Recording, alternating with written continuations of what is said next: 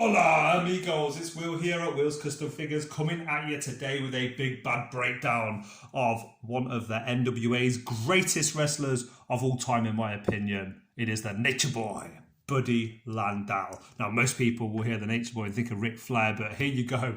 I'm going to give anybody that doesn't know a bit of a history lesson on Buddy Landel. This guy had some of the greatest feuds, so it's my pleasure to give you guys a bit of a breakdown into why and how I've made him here today. So first, let's start by what this guy means to me. Watching Buddy Landel feud with some of the greatest NWA talent that they had on their roster was one of the favourite things that I used to do as a kid growing up. I'm not going to lie, he looked very similar to Ric Flair. He wore robes, he had blonde hair.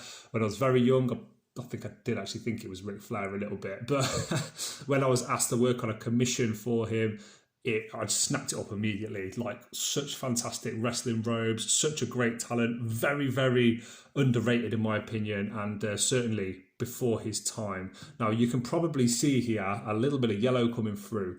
Now that is a singlet of Mr. Perfect. So I have used a Mr. Perfect base. You could probably see those you people that follow this channel or are very familiar with Hasbro wrestling figures. The clay is still raw, so this is a big bad breakdown and work in progress video.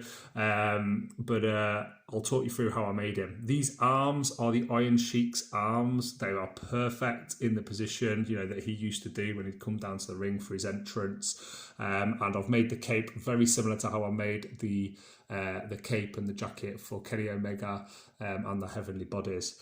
Adding the sleeves on, he always used to have very baggy sleeves, so I wanted to give that impression by getting too much clay on there, blended it in and then pulling it to a point as if it's sort of dangling down. Then when I do the paintwork, I'll add like a little V-shaped black, so it looks like it's three-dimensional.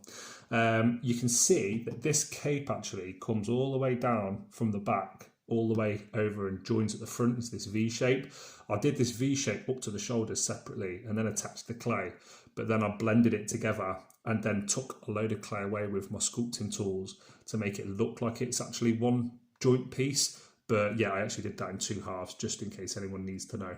I've really tried to make the waist nice and thin here. Used a nice scalpel to go down the centre to show that there is a seam. And as you can see, it looks quite nice. Imperfections, you know, if I join these up perfectly in straight line, it's not going to look as nice as with a few little imperfections to show like it's as if it's moving in the wind or as if there's gravity that's pulling the cape around when he, you know, taunts and showboats in the ring. This sort of what's the word I'm looking for?